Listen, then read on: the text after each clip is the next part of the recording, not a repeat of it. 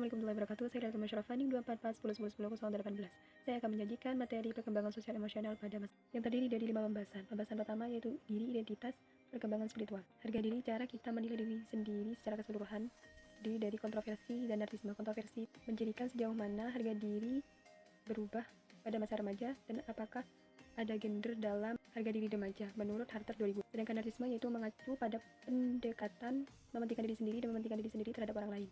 Selanjutnya identitas, yaitu gambaran diri yang mencangkup karir, politik, agama, hubungan, prestasi, karir, dan fisik. Membentuk identitas itu membutuhkan proses bertahap dan penuh eksperimen. Erikson menjelaskan bahwa remaja mengalami masa kebingungan identitas vs identitas untuk mencari jati diri. Ada 4 identitas menurut James Mercia. Yang pertama itu difusi identitas, penyitaan identitas, moratorium identitas, dan pencapaian identitas. Perubahan identitas lebih sering terjadi pada masa dewasa muda, mulai dari usia 18 sampai 25 dibandingkan saat remaja. Identitas etnis adalah rasa menjadi bagian dari kelompok etnis tertentu. Selanjutnya yaitu agama dan spiritual. Remaja mengeksplorasi kepercayaan spiritual sebagai bagian dari pencarian jati diri. Jumlah penelitian telah menemukan bahwa remaja yang terlibat dalam pembelajaran dan pelayanan dibandingkan dengan remaja yang tidak berpartisipasi dalam lembaga keagamaan menurut Lerner, Mercer, dan Phelps 2009. Selanjutnya yaitu keluarga, pemantauan orang tua. Orang tua berperan penting dalam mengawasi perkembangan remaja, termasuk teman, kegiatan, dan sekolah mereka. Sekarang fokus juga diberi pada peran remaja dan memberi tahu orang tua.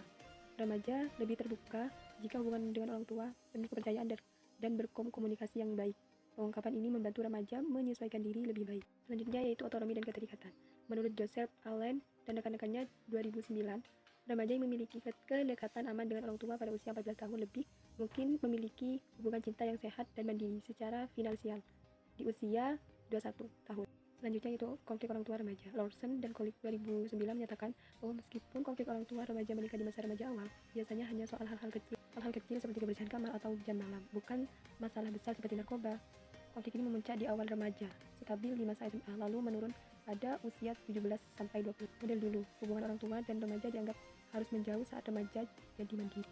Model baru, remaja tetap dekat dengan orang tua sebagai pendukung sambil belajar, yaitu teman sebaya atau sahabat. Teman sebaya dan hubungan romantis, remaja lebih memilih sedikit teman dekat daripada banyak teman. Persahabatan itu penting untuk memenuhi kebutuhan sosial dan keintiman. Selanjutnya yaitu kelompok sebaya remaja. Remaja kelas 8-9 mudah terpengaruh teman apabila yang kurang percaya diri. Pertemanan sesama jenis bisa jadi awal hubungan romantis. Kelompok kecil atau klikui terbentuk dari kegiatan atau teman dekat, sedangkan kerumunan crowd lebih besar dan berdasarkan reputasi, tapi makin berkurang saat remaja makin dewasa. Kencan dan hubungan romantis. Remaja mulai tertarik pacaran sejak usia 11, biasanya dalam kelompok usia 14 sampai 16, kencang singkat. Budaya mempengaruhi aturan pacaran dan bisa menimbulkan konflik dalam keluarga. Pacaran bisa membantu sosialisasi, tapi jika terlalu dini, bisa picu masalah seperti stres dan kehamilan remaja. Pembahasan yang terakhir yaitu budaya dan perkembangan remaja. Perbandingan antara budaya. Menurut Wilson, dan Richman 2009, pengalaman remaja berbeda tergantung budaya. Selanjutnya etnisitas. Tingkat imigrasi yang relatif tinggi berkontribusi terhadap pertumbuhan kelompok etnis minoritas di Amerika Serikat. Selanjutnya yaitu media. Media seperti sambil belajar dan kirim pesan bisa mengganggu konsentrasi atau blanco. Remaja yang penyesuaiannya baik lebih aktif di media sosial saat dewasa muda atau mikamil. Banyak remaja terpapar konten tidak pantas di internet tanpa sengaja atau wolak. Selanjutnya itu masalah remaja. Kenakalan remaja yaitu seperti perilaku melanggar hukum, dari hal kecil seperti buang sampah sembarangan sampai tindakan berat seperti pembunuhan. Kenakalan remaja di Asnaik 1960 hingga 1996.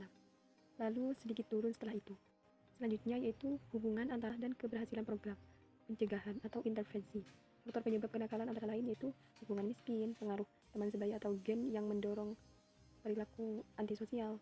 Yang terakhir itu tekanan untuk menunjukkan ketangguhan dan kejantanan di lingkungan berpendapat rendah. Program yang berhasil untuk mengatasi masalah remaja yaitu mencakup 2 pendekatan. Yang pertama, pendekatan komunitas. Yang kedua, intervensi dini. Kesimpulan dari materi yang saya jelaskan dari awal sampai akhir yaitu perkembangan sosial emosional pada masa remaja merupakan proses kompleks yang meliputi pencarian identitas diri, eksplorasi nilai religius dan spiritual, perubahan hubungan dengan keluarga, peran penting teman sebaya, serta pengaruh budaya dan media. Upaya pencegahan dan intervensi yang melibatkan komunitas dan dilakukan sejak dini sangat penting untuk mendukung perkembangan remaja yang sehat secara sosial dan emosional.